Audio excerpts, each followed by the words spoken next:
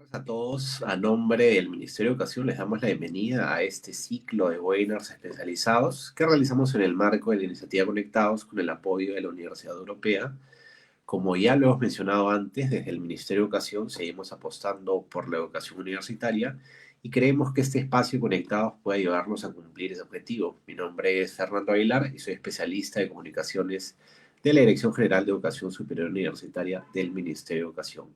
El día de hoy hablaremos sobre la evaluación inteligente, uso de la IA para evaluar el progreso del estudiante.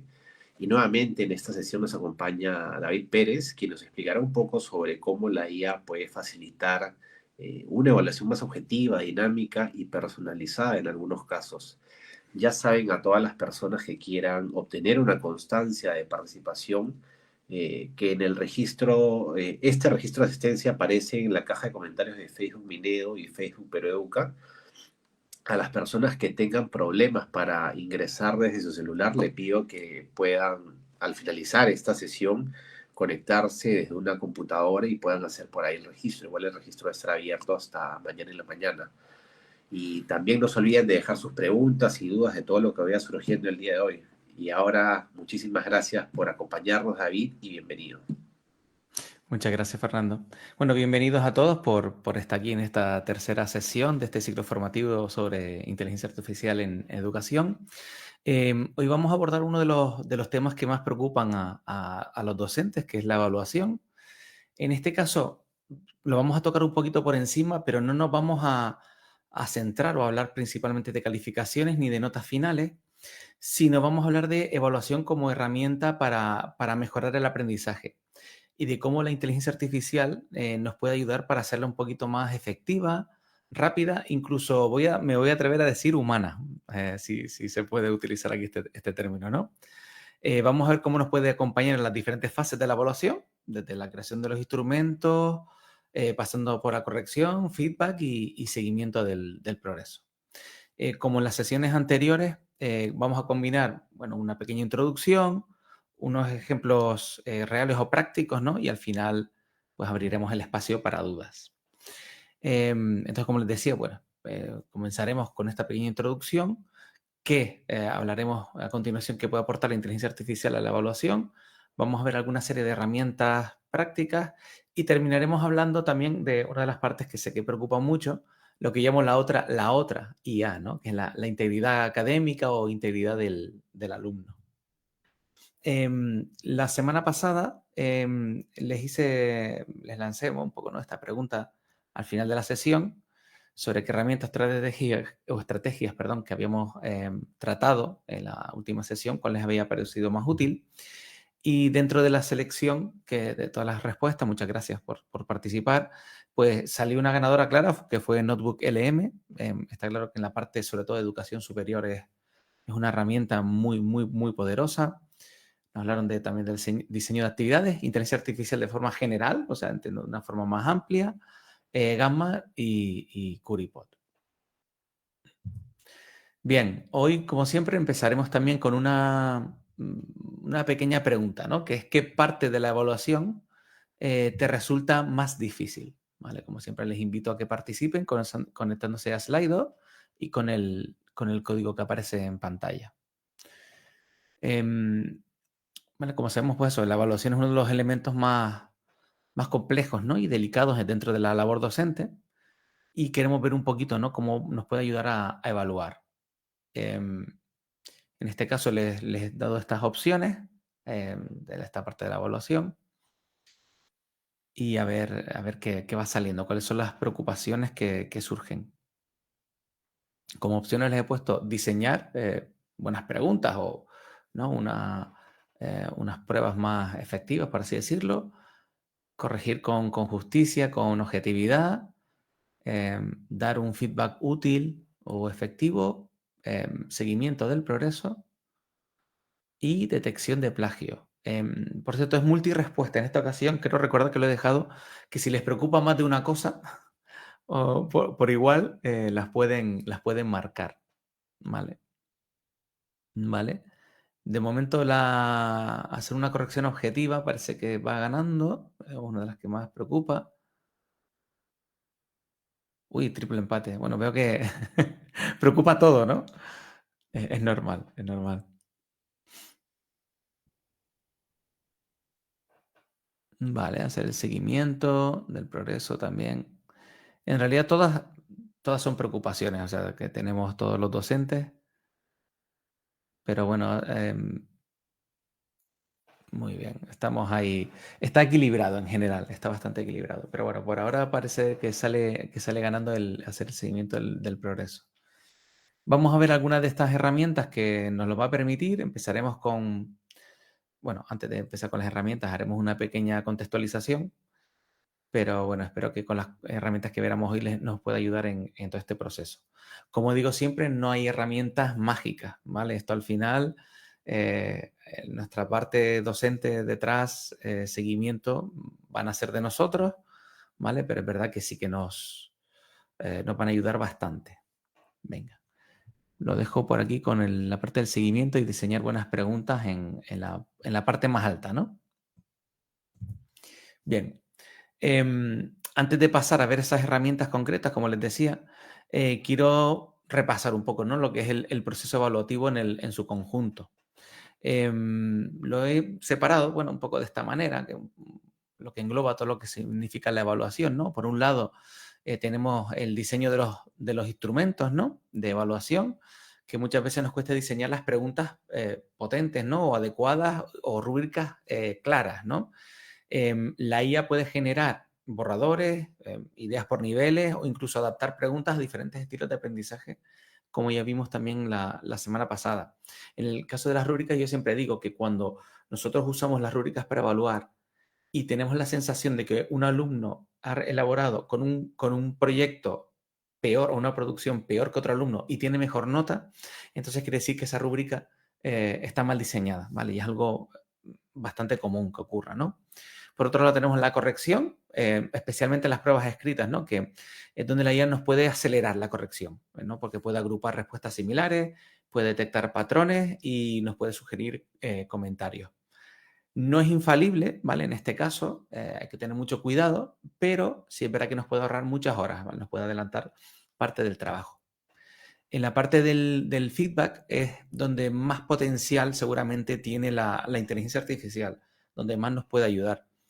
Nos puede dar un feedback más individualizado, adaptado, en un lenguaje natural, incluso más cercano a los alumnos o más técnico, según como queramos, sin que nos lleve tantas horas, ¿vale? Y podemos revisar lo que sugiere en todo momento la inteligencia artificial y modificarla, ¿vale? De forma que podemos partir de una base que nos proponga. Y luego, el último paso pues sería el seguimiento del progreso del alumno, ¿no? Esa parte tan importante de la evaluación que muchas veces parece que queda como más de forma más marginal, ¿no? Y es que según vamos recogiendo evidencias, pues la inteligencia artificial nos puede ayudar a ver la evolución del alumno, ¿vale? De una forma con informes, en qué aspectos mejora, qué dificultades persisten, qué contenidos necesita reforzar, ¿de acuerdo? Y de esta manera poder pues ajustar nuestra enseñanza, ¿no? Entonces, como pueden ver, no se trata solo de automatizar, sino que se trata de tener más y mejores datos, ¿vale? Y si es posible, bueno, si es más rápido, mejor, ¿vale? Pero con el fin de tomar decisiones pedagógicas con criterio. De acuerdo. Entonces, antes de entrar en las herramientas digitales, sí es verdad que también quería ver un poquito muy rápidamente por encima algunas de las herramientas de evaluación, ¿no? Porque siempre hablamos muchas veces de pruebas objetivas o rúbricas y a veces dejamos de lado a las listas de cotejo y a las escalas de valoración, ¿no? Que se quedan así como un poquito de lado, ¿no? Que nos miran como diciendo, oye, ¿por qué no me utilizan, no? Y además todas ellas forman parte del conjunto de lo que los pedagogos llaman el enfoque de la evaluación auténtica, ¿verdad? Pues por un lado eso, un breve recordatorio, listas de cotejo que son muy útiles para comprobar si se cumplen o no determinados criterios. Son sencillas, binarias y permiten pues una revisión rápida y clara, ¿vale? Esto siempre digo, hay actividades que se prestan más a unas herramientas u a otras. En la lista de cotejos cuando podemos atomizar, ¿no? Llevar algo se cumple o no se cumple, pues la lista de cotejos son unas herramientas que la verdad es que facilita mucho la evaluación, además lo hace mucho más más rápido. Incluso a la hora de calificar también con inteligencia artificial, incluso es donde nos podríamos atrever a hacer algo, ¿vale? Por otro lado, las escalas de valoración pues van un poquito más allá. No solo nos dicen si un criterio está presente, sino además en qué grado, ¿vale? Son muy útiles para observar actitudes, habilidades o progresos en tareas complejas. Y luego tenemos pues las rúbricas, ¿no? Que combinan un poco lo mejor de las anteriores, ¿no? Ya que nos permiten detallar distintos niveles de desempeño en cada criterio. Son clave en la evaluación competencial y muy valoradas por los estudiantes porque hacen muy explícitas las expectativas. Además, saben que se recomienda, ¿no? Cuando vamos a utilizar una rúbrica para evaluar a los alumnos, se recomienda además que los alumnos ya tengan de antemano la rúbrica. Entonces, ellos ya saben qué es lo que vamos a pedirles, ¿no? Entonces, se van a ajustar más en su producción. Y luego tenemos las pruebas objetivas, ¿vale? Que aquí ya podemos hablar de test de opción múltiple, verdadero o falso, emparejamiento, redacción, etcétera, etcétera, ¿vale? Aquí es verdad que la inteligencia artificial nos va a ayudar muchísimo, porque simplemente con aportar un documento a nuestros contenidos nos puede generar pruebas de todo tipo, ¿vale? Entonces ahora veremos algunos ejemplos. Entonces vamos ya directamente a la demo. En este caso vamos a empezar con ChatGPT. Y aquí les pongo un ejemplo de si queremos crear, por ejemplo, la rúbrica de evaluación. ¿Vale? Esta sería una especie de plantilla. Lo que está en corchete, pues sería la parte que nosotros podríamos modificar. Sigo manteniendo muchas veces donde pone diseño una rúbrica de evaluación en formato tabla, porque al principio en ChatGPT, si no se lo pedías así, no te lo hacía en tabla. Pero ya ChatGPT ha aprendido todos los LLM y ya sabe que cuando pedimos una rúbrica, normalmente ya te la va a dar siempre en formato tabla. Incluso ya se adelanta, te dice si le vas a poner un peso diferente a cada uno de los criterios y demás. Entonces, un ejemplo sería este de aquí. Voy a hacer, para hacerlo en vivo, ¿vale? Voy a copiar. O sea que yo tengo aquí otro cacharrito y lo que hago es copiar y pegar el prompt para agilizar un poco. ¿Vale? Entonces, me vengo aquí a ChatGPT y pego el prompt siguiendo el ejemplo que les decía antes. ¿Vale? Entonces yo simplemente he puesto qué tipo de evidencia quiero, los criterios que voy a utilizar, etcétera, etcétera. En este caso, utilizado para una historia, para una asignatura que es Historia del Mundo Contemporáneo, que es el primero de bachillerato en España, cuando los alumnos tienen 16, 17 años, ¿vale? Entonces, automáticamente ChatGPT me ha hecho una rúbrica bastante completa, ¿vale?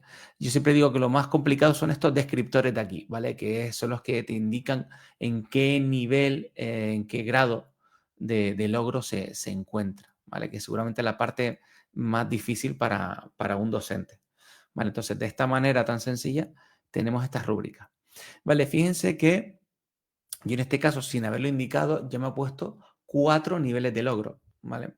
En principio, no existe una regla universal, ¿vale? Debe tener 4 niveles, 5 o 10, ¿vale? Pero sí es verdad que lo que recomiendan los expertos en encuestas, los psicólogos, etcétera, es que el número de niveles sea par, ¿vale? ¿Por qué? Porque según está estudiado, si tuviésemos, por ejemplo, 5 niveles, nosotros de forma general, de forma inconsciente, terminaríamos yendo en la mayoría de los casos a nivel intermedio. Es decir, cuando un alumno no destaca para bien, por así decirlo, o no destaca para mal, tendemos a irnos a un nivel intermedio. De esta manera, cuando tenemos 4 niveles, siempre nos vamos a tener que mojar, ¿no? Vamos a tener que decir si está o un poco mejor o un poco peor, ¿vale? Entonces, bueno, siempre me gusta pues indicarlo, ¿no? Porque ya que lo podemos personalizar, sí es verdad que debemos ser conscientes de esto, ¿vale? Esto contra las rúbricas. Recuerden que la semana pasada vimos Notebook LM, que les gustó mucho. En el propio Notebook LM, en el chat, podemos solicitar también que elabore una rúbrica. En Magic School, que lo vimos en la primera sesión, también tenemos la herramienta mágica, que la vimos por encima, que también nos permite generar rúbricas, ¿vale? De acuerdo, que existen muchas herramientas que lo permiten, pero bueno, directamente en ChatGPT lo podemos hacer así. Luego, a mí esta es una opción que me gusta más porque lo que les decía antes, ¿no? Muchas veces nos centramos mucho en la rúbrica, pero existen otras herramientas muy potentes, ¿no? Como la lista de cotejo o escala de valoración. Entonces, en este caso, podemos pedirle que ChatGPT nos vaya creando diferentes herramientas en función de las diferentes actividades, ¿de acuerdo? Entonces, aquí tendríamos un ejemplo, ¿vale? ¿Cómo lo pondría? Y entonces voy a hacer lo mismo, voy a copiar un ejemplito de aquí, este texto, y me lo voy a llevar a ChatGPT, ¿vale? Lo pongo aquí. Perfecto. ¿De acuerdo? Entonces yo ahora le he pedido una variedad, que genere una variedad de herramientas de evaluación. ¿Vale? Entonces, en función de la competencia específica que le he dado, ¿vale? Por un lado, para esa evidencia, aquí tengo esta escala de evaluación de dimensiones sociales de expresión oral y multimodal, aquí tengo mi escala de valoración y notas para el uso del instrumento, ¿vale? Entonces, yo en función de lo que yo le indique, de las diferentes criterios, etcétera, etcétera, porque este era muy concreto, ¿vale? Si yo le pido para una lección completa donde haya pues 5 actividades, pues incluso ChatGPT irá decidiendo cuál o me va a proponer la que considera la mejor herramienta para cada uno de los casos, ¿vale? En este caso, pues nos proponía una escala de valoración, ¿vale? Bien, seguimos. Pruebas objetivas. O lo que llamaríamos un típico examen, ¿no? Pues podríamos indicarle, pues, por ejemplo, ¿no? Crear un examen, le diríamos el número de preguntas, el tipo de preguntas, podemos decir que sea multirespuesta, de completar los huecos, de ordenar, relacionar, etcétera, etcétera, ¿vale? Entonces luego diríamos para evaluar los siguientes, pues, contenidos, criterios de evaluación, lo que queramos. Este sería otro ejemplo. En este caso le he pedido 20 preguntas de tipo test con 4 posibles respuestas a cada una e indicando la respuesta correcta, ¿vale? Porque a veces si no lo decimos, pues no nos dice cuál es la correcta y la idea es que la prueba la realicen los alumnos y no nosotros, ¿no? Y en este caso además le he pedido que 10 de esas preguntas tengan un enfoque competencial. Una vez más, esto es una de las cosas, de los aspectos que a los profes pues nos cuesta un poquito más, ¿no? Porque tenemos que crear una narrativa, dar un contexto, etcétera. Entonces, esto nos lo va a hacer mucho más fácil. Entonces aquí me lanza las 20 preguntas y estas 10 primeras, pues como pueden ver, tienen ese enfoque competencial. ¿Vale? Nos dice cuál es la correcta. ¿Vale? Y si se fijan ahora, cuando lleguemos a partir de la número 11, cuando llegue, aquí puse unos criterios del currículum de aquí de Canarias, donde me encuentro. Y aquí ya las preguntas, las tradicionales, que serían las conceptuales de contenidos, ¿no? Entonces fíjense cómo aquí ya son las típicas, ¿no? Que la respuesta es vamos, contenido puro y duro, ¿no? Por así decirlo. Fíjense cómo se nota la diferencia en la forma que están redactadas, ¿vale? Pues así con cualquier tipo de examen, de tipo de pregunta que queramos hacer. Además, luego podemos generarlo en diferentes formatos, ¿vale? Una cosa muy importante que nos puede hacer herramientas como ChatGPT es si, por ejemplo, lo quiero exportar a un Moodle, a Canvas, a cualquier LMS, yo le puedo pedir que me lo exporte a un formato compatible. Por ejemplo, para no estar copiando y pegando una a una cada una de las opciones, yo puedo pedirle que esto lo exporte a formato Moodle XML, ¿vale? Si le pido eso, lo pasa a ese formato, a ese lenguaje de programación, lo copio en un archivo y ese archivo es el que subiría en el banco de preguntas, ¿vale? Que son opciones muy chulas que ahí sí que ahorramos muchísimo, muchísimo tiempo, ¿vale? Luego, en la parte de evaluación, aquí cuando digo evaluación me refiero a la hora de dar feedback cualitativo, unos informes cualitativos, ¿de acuerdo? Porque muchas veces cuando le damos la nota de una producción de un alumno, ¿no? Ya sea un trabajo, un examen, pues muchas veces el alumno se queda con, tiene un 6, ¿vale? Y ya está, ¿no? O poco más, ¿no? A veces le hacemos alguna indicación, pero no hacemos normalmente, o es más costoso, ¿no? Hacer, no digo que no se haga, pero para que cuesta mucho más hacerlo, ese feedback, ¿no? Con todo detalle de cuáles son sus puntos fuertes, qué puede mejorar, etcétera, etcétera. Entonces, lo que voy a hacer ahora es, le voy a volcar en el siguiente ejemplo, lo copio, y lo que voy a hacer es copiar directamente una rúbrica seguida de un prompt donde le voy a pedir perdón, porque esto, yo lo de hacer dos cosas a la vez me cuesta bastante. A ver si la tengo aquí. A ver, cambio aquí al ChatGPT y pego el prompt. A ver, aquí está. ¿Vale? En este caso he añadido la rúbrica, la he copiado y la he pegado. Y en este caso es aplicar la rúbrica a este trabajo y redacto un informe cualitativo con áreas de mejora y puntos fuertes.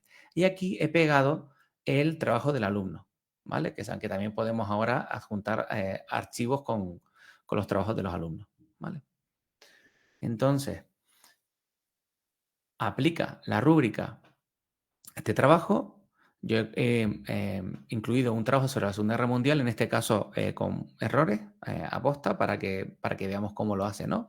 En el contenido histórico pues tiene bastantes errores y además me dice por qué, ¿no? A qué nivel de logro ha conseguido, aquí nivel 0 insuficiente, en coherencia de estructura 2, expresión escrita 2, ortografía y gramática 2, ¿vale? En función de mi rúbrica. Pero luego lo más interesante de todo esto es que además tengo este informe cualitativo, ¿no? Con los puntos fuertes y las áreas de mejora, ¿vale? Y esto es lo que yo proporciono al alumno, ya no es solo una nota. Fíjense que yo en este caso, yo le podría pedir que me dé la calificación, ¿vale? Incluso sugerencias de qué podría hacer para mejorar. Yo le podría decir, calcula la calificación sobre 10 puntos, por ejemplo. ¿Vale? Y lo haría.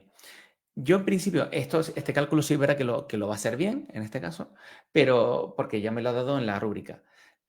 Yo lo que voy es que no deberíamos lanzarnos a pedir una calificación. Es decir, yo si le doy una rúbrica, debería revisarla, es decir, nos está haciendo una propuesta y aquí lo que recomiendo es hacer una revisión, ¿vale? Es decir, en este caso, la inteligencia artificial nos ha propuesto una serie de mejoras, una justificación de por qué considera que está en este nivel y lo que recomiendo es hacer una lectura sobre el trabajo del alumno, ¿vale? ¿Qué pasa? Ya tenemos este trabajo previo hecho, ¿vale? Con el feedback, de forma que la revisión, la evaluación del trabajo va a ser mucho más rápida.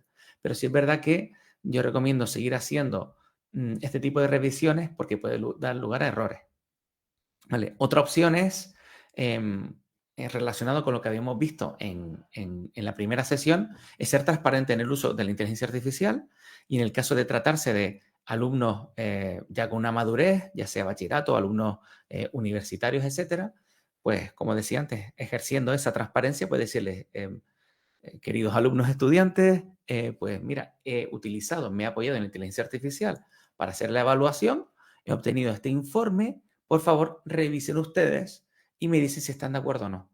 ¿Vale?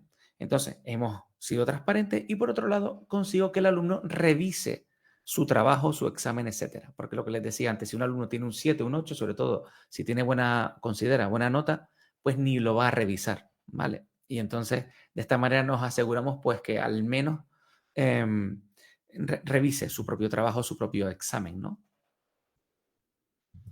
Y luego, bueno, un poco lo que les decía, sobre la calificación, yo podría utilizar, como les decía, este es el marco, por ejemplo, el marco común europeo para las lenguas, ¿no? Cuando aprenden una lengua extranjera, y esto nos da una calificación, ¿vale? Pero ¿en base a qué? ¿Vale? Esto es una caja negra, entonces no utilicemos directamente una calificación. De hecho, si yo le solicito la calificación sin apoyarme en una rúbrica, una lista de cotejo, etcétera, etcétera, desde la cual yo califico, cuando yo le mando un mismo trabajo, incluso esa calificación cambia, ¿vale? Por esa aleatoriedad que distingue a los LLM, ¿vale? Entonces, mucho cuidado, por eso le he puesto ese signo de exclamación.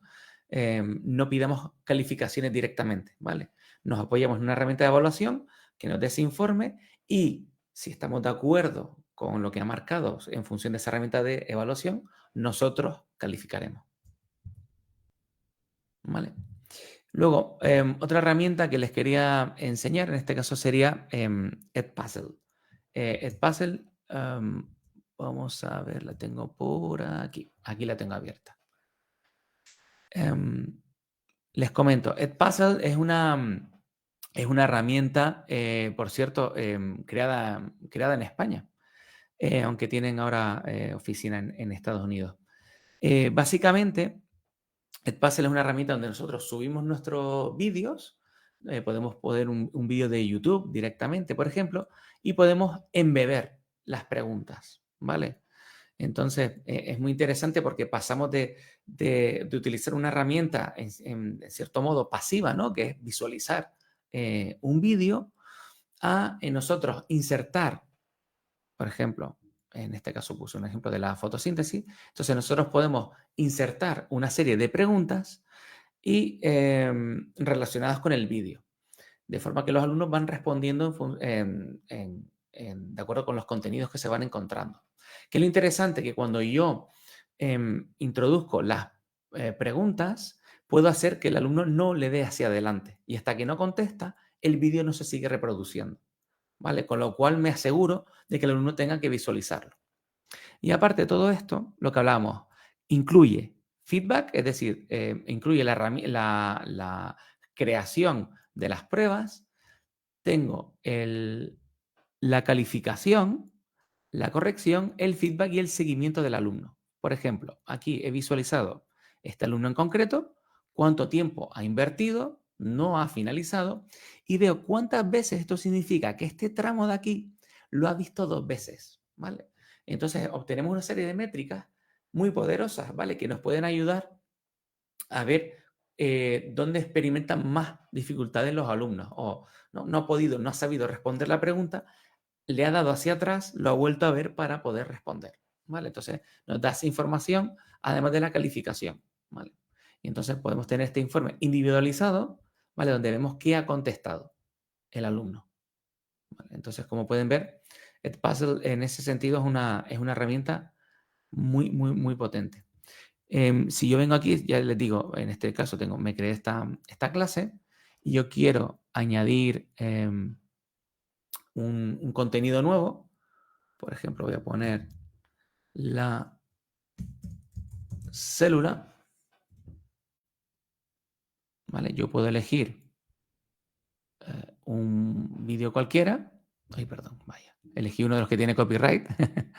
Esto pasa en las mejores familias. Vamos a ver este otro de aquí, no pasa nada, ¿vale? Y ya, lo interesante de esto es que además la comunidad, otros docentes, ya si han utilizado este vídeo, ya me aparecen preguntas de otros profesores, ¿ven? Otros profes que ya han usado este vídeo y han insertado diferentes preguntas, como podemos ver. Entonces los puedo ver, puedo darle aquí y ver qué opciones han elegido, ¿vale? Yo puedo pinchar en cada una de ellas, ver dónde se pararía y veo la pregunta correspondiente, ¿vale? Si no me gusta este o quiero hacer modificaciones, vengo aquí a editar y puedo modificar las preguntas. Fíjense que además este es un vídeo más largo de YouTube. A lo mejor el vídeo vamos a suponer que dura 20 minutos, pero a mí me interesan solo estos 5. ¿Vale? Pues yo puedo recortar por el principio y por el final y coger el tramo del vídeo que me interesa e insertar las preguntas. ¿Vale? Una de las cosas más interesantes, cuando yo edito una pregunta, ¿vale? Es que yo puedo, donde pone aquí agregar comentarios, ¿vale? Este es el feedback que va a recibir el alumno, ¿vale? Con lo cual ya completamos también esa parte de la evaluación. El alumno tiene un feedback tanto si lo tiene mal como si lo tiene bien, ¿vale? Se lo podemos indicar, ¿vale?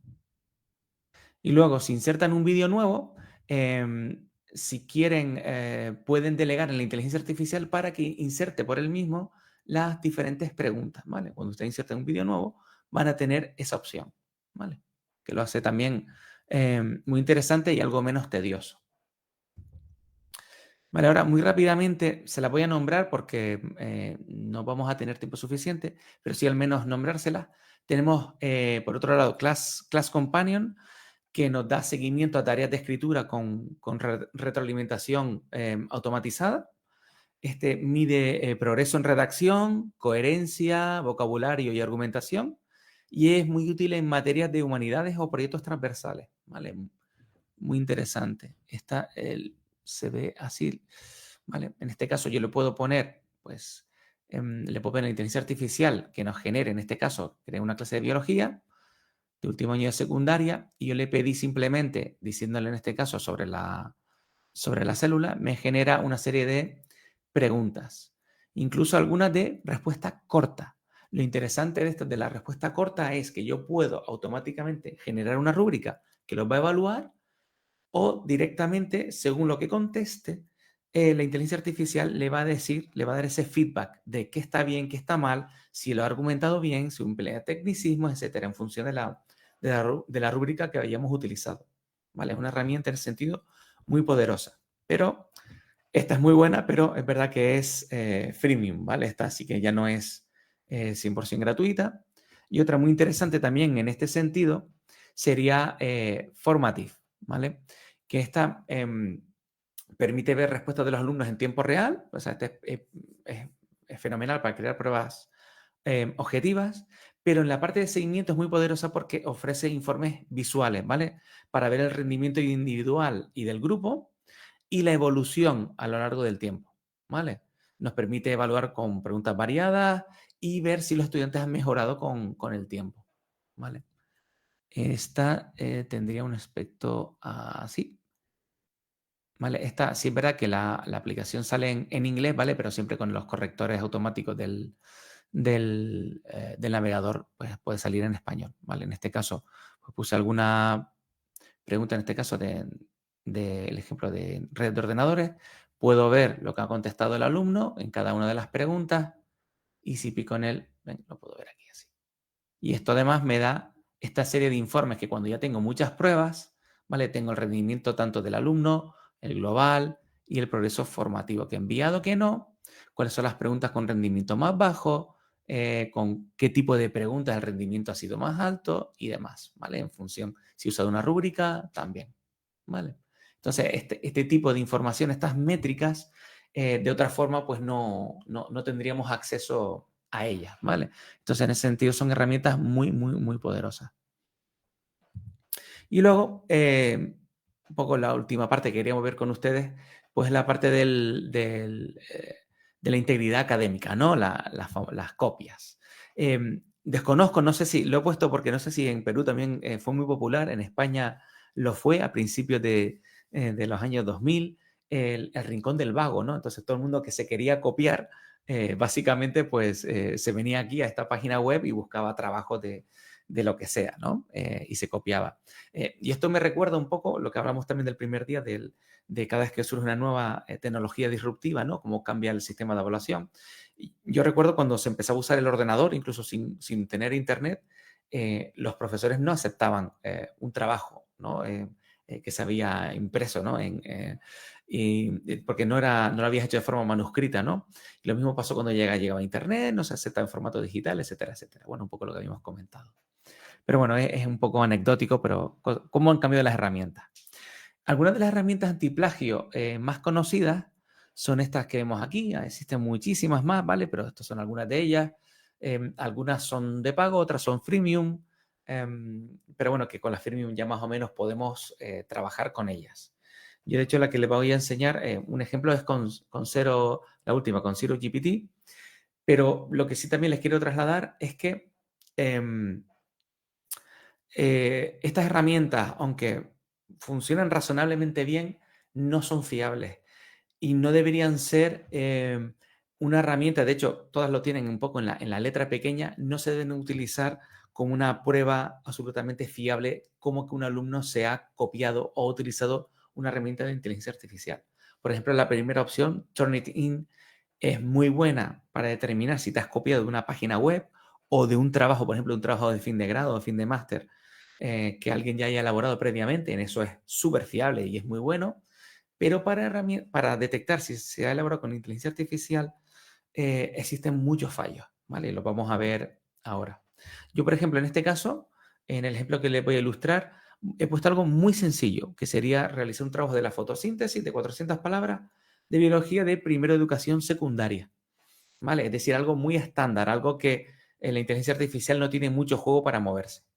Cuando la herramienta la uso con una de estas herramientas, perdón, fíjense, me ha salido que un 100% ha sido generado por inteligencia artificial. Pero si se fijan abajo del todo a la derecha, nos lo dice que probablemente haya sido generado por inteligencia artificial. ¿Vale? Hay que tener mucho cuidado con estas cosas. Aunque nos salga un 100%, nosotros no tenemos la garantía de que sea así. A mí me consta que hay centros educativos que a partir de, usando una de estas herramientas, cuando pasa de un porcentaje X, un 80, un 90%, dictaminan que el trabajo es copia y que se debe repetir. ¿Vale? Desde el punto de vista legal tengo mis reservas, ¿vale? De que eso se puede hacer. Pero bueno, en principio se determina así, los alumnos lo aceptan, lo firman y demás. Pero, ¿por qué digo esto? Yo puedo hacer un trabajo 100% original, pero luego hacer un uso ético y pedirle que me haga una serie de mejoras o que me sugiera mejoras, ¿vale? Entonces yo al aplicar esas mejoras, como normalmente estos LLM tienen una forma de expresarse o de estructurar los contenidos, puede hacer que estos programas digan que me he copiado, ¿vale? O que ha sido generado por inteligencia artificial y no necesariamente que me haya copiado, ¿vale? Entonces hay que tener mucho cuidado con esto, ¿vale? En este caso le volví a pedir con otro LLM, le dije con DeepSeek, oye, cambia la forma en que te expresas o cambia las palabras y del mismo trabajo y lo volví a pasar por aquí. Y me dice otra vez, con muy buen criterio, que 100% seguramente haya sido creado por inteligencia artificial. Pero ojo, cuidado, y esto se lo digo a ustedes, no se lo digan a los estudiantes. Si yo le digo, uso este prompt, le digo, ahora redacta lo mismo, pero evitando las estructuras que sueles utilizar para que no pueda ser detectado por sistemas antiplagio. Y, oh sorpresa, ¿qué ocurre? Que me dice que el 95% ha sido generado por un humano, ¿vale? Y yo no he hecho absolutamente nada. Por eso les digo que estos modelos, estas herramientas en general funcionan muy bien, pero hay que tener cuidado porque se puede hacer trampa y puede dar tanto falsos positivos como falsos negativos, ¿vale? Entonces yo en este sentido siempre lo que digo es, bueno, por un lado, ¿qué es lo que se fija en estas herramientas? En las estructuras redundantes, ¿vale? Siempre la introducción y la conclusión suelen ser muy parecidas. Se aplican reglas ortográficas anglosajonas. Por ejemplo, en castellano, después de los español, castellano, después de los dos puntos, por norma general se escribe en minúscula. Sin embargo, en inglés, dos puntos mayúscula. Pues ese error lo sigue cometiendo aunque lo escriba en español. ¿Vale? O por ejemplo, cuando comenzamos un correo electrónico o una carta, cuando nos presentamos, querido fulanito, en español deberíamos poner punto y en inglés es una coma, ¿vale? Entonces, ahí son cosas donde nos podemos fijar para determinar también si queremos hacer esos pequeños trucos. Luego, las alucinaciones bibliográficas, aunque en esto ha mejorado mucho, ChatGPT ya apenas comete errores. Al principio, lo que hacían muchos docentes era fijarse en la bibliografía, ¿vale? Y luego hay otros trucos así como más caseros, que es, por ejemplo, si yo tengo un enunciado, pues ponían, si era un enunciado muy largo, ponían el texto dentro del texto de color blanco para que no se viera, pero el alumno lo copia, pues poner en el trabajo, poner obligatoriamente siempre agua con gas. No sé, me lo invento. Usar un término, de forma que luego el docente lo que hacía era buscar ese término y si lo encontraba es que el alumno había copiado y pegado ese enunciado y directamente había puesto el resultado. Vale, ya les digo, son pequeños trucos, pero realmente no, 100%, no son 100% fiables, ¿vale? Porque el alumno puede haber hecho parte de esa producción, ¿vale? Entonces, ¿qué recomiendo para prevenir los plagios? Pues actualizar los sistemas de evaluación. Es relacionado con lo que hemos hablado el primer día. Y hacer, pues, por ejemplo, convalidaciones orales, ¿no? Hacer preguntas de oro, es decir, preguntas esenciales, básicas, muy rápidas, que si el alumno las sabe responder, es que la ha hecho, y si, o por lo menos, si no sabe responder esas preguntas de oro, es que claramente no ha hecho el trabajo. O en caso de, por ejemplo, cuando son trabajos en grupo, que esas presentaciones también sean cooperativas. Lo que funciona muy bien con alumnos ya más maduros es, por ejemplo, si son 4 alumnos y tienen 8 minutos para hacer la presentación, pues yo les digo, chicos, tienen 8 minutos para hacer la presentación y van a empezar de forma aleatoria, el que yo vaya determinando. Le digo, empiezas tú. A los 2 minutos exactos les digo, venga, ahora tú sigues por donde iba tu compañero, ¿vale? Entonces es una manera de asegurarte de que los alumnos hayan revisado el trabajo de forma cooperativa, ¿vale? Que todos tengan conocimiento del trabajo completo, ¿vale? Entonces, para cerrar, tener en cuenta estas precauciones éticas, ¿vale? El tema de la amplificación de los sesgos, tenemos que tener muchísimo cuidado. La evaluación debe ser limitada. Hay aspectos cualitativos que no se tienen en cuenta. Por ejemplo, no saben si el alumno se esforzó, si ha mejorado con respecto a sí mismo, si superó un reto personal. Esa parte humana la conocemos nosotros, el contexto de los alumnos. ¿Vale? Entonces, esa es una parte muy importante que debe seguir permaneciendo. Lo que les decía, cuidado con la protección de datos, no subir nombres reales de los alumnos, ni contenido sensible, ¿vale? Los trabajos deben, si se pone algún trabajo o producción del alumno, debe ser algo neutro que no desvele información personal, ¿vale? Y bueno, la parte de supervisión que siempre es tan importante. Y bueno, simplemente recordar esas ideas clave que hemos trabajado hoy, que la IA nos puede apoyar en todas las fases de la evaluación, desde el diseño hasta el feedback, nos permite ahorrar tiempo y personalizar mejor, ¿vale? Y tomar decisiones basadas en datos, ¿vale? Con estos informes avanzados, como vimos así un poquito brevemente, pero siempre debe estar esa supervisión docente y nuestro criterio ético, ¿vale? Eso es muy importante. Como reto, les dejo para trabajar esta semana, si se lanzan a ello, pues eso, pues probarla con inteligencia artificial, pues crear una rúbrica, un comentario de feedback que puedan lanzar a los alumnos o ficticio para probarlo. Y bueno, pues ya simplemente recordarles que la próxima sesión, pues trataremos cómo la IA nos ayuda para el desarrollo de las habilidades del siglo XXI de nuestros estudiantes. Y así pues hoy me he pisado un poquito el tiempo y dejamos este ratito para las preguntas. Muchísimas gracias, David. Bastante interesante. De hecho, ahí me gustaría empezar que nos cuentes un poquito de tu experiencia. Justo hablábamos antes de iniciar la sesión de que las horas que tiene un docente en la semana o en el mes, de hecho, son mucho más por el material que tiene que buscar, revisar exámenes, dar feedback, seguimiento a los estudiantes. ¿Qué tanto nos podría ayudar la IA a automatizar esto, a mejorar nuestros tiempos? ¿Qué tanto nos podría servir a nosotros? Yo, en mi caso, Fernando, yo he cuantificado el tiempo que ahorro en trabajo. Yo he calculado fácilmente entre 3 y 6 horas semanales, seguro, que me ahorro. Y ya no es el tiempo que me he ahorrado, sino que yo veo que tanto los contenidos que genero como el feedback que estoy aportando a mis alumnos es mejor. Es mejor que antes, que eso es lo más importante, que ya no es ya no solo cantidad o velocidad con la que lo hago, sino la calidad con la que lo hago.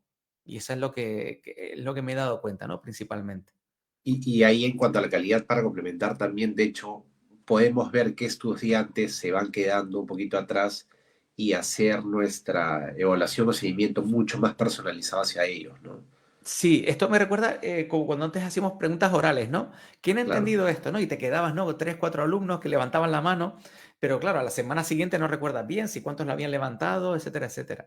El ejemplo de Ed Puzzle es uno que uso muchísimo en clase, porque en ese vídeo explicativo, muchas veces son vídeos a lo mejor que he hecho yo mismo, le meto esas preguntas y yo ya tengo además que lo he cuantificado y tengo ese feedback, ¿no? Y tengo una muestra clara de dónde fallaba cada uno de los alumnos, sé dónde debo reforzar, etcétera, etcétera, ¿no? Por acá también nos comentaban en el ejemplo, el último ejemplo que diste de ir numerando a los estudiantes y que cada uno vaya diciendo una parte del trabajo, también podría ser simplemente seleccionar uno de manera aleatoria, ¿no? Por un sorteo.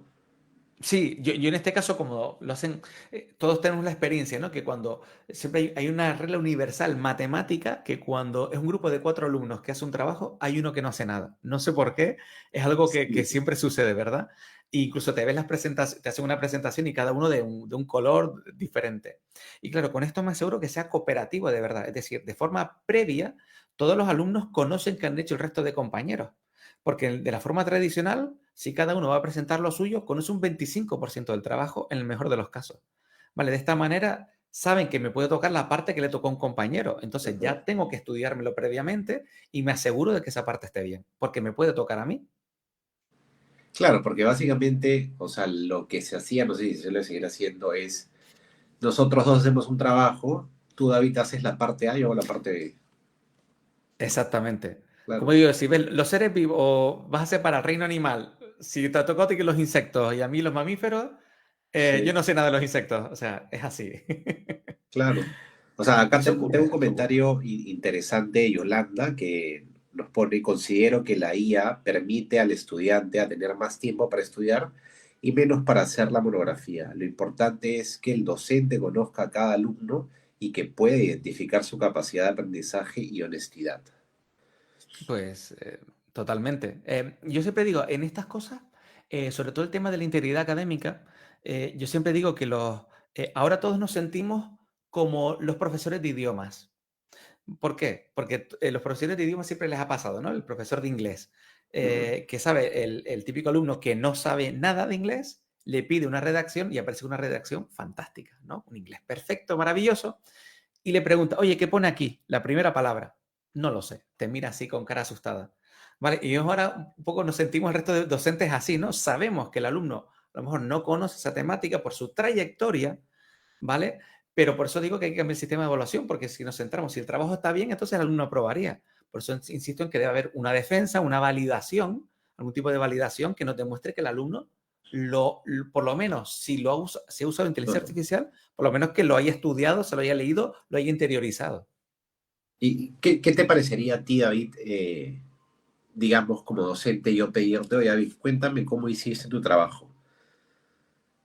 Porque si lo has hecho, me podrías decir, bueno, ingresa a tal página, tengo tal referencia, y de hecho de lo que vas leyendo te vas acordando poco a poco y lo vas comentando al profesor, oye, tal, hice tal cosa y así entré en mi trabajo, ¿no?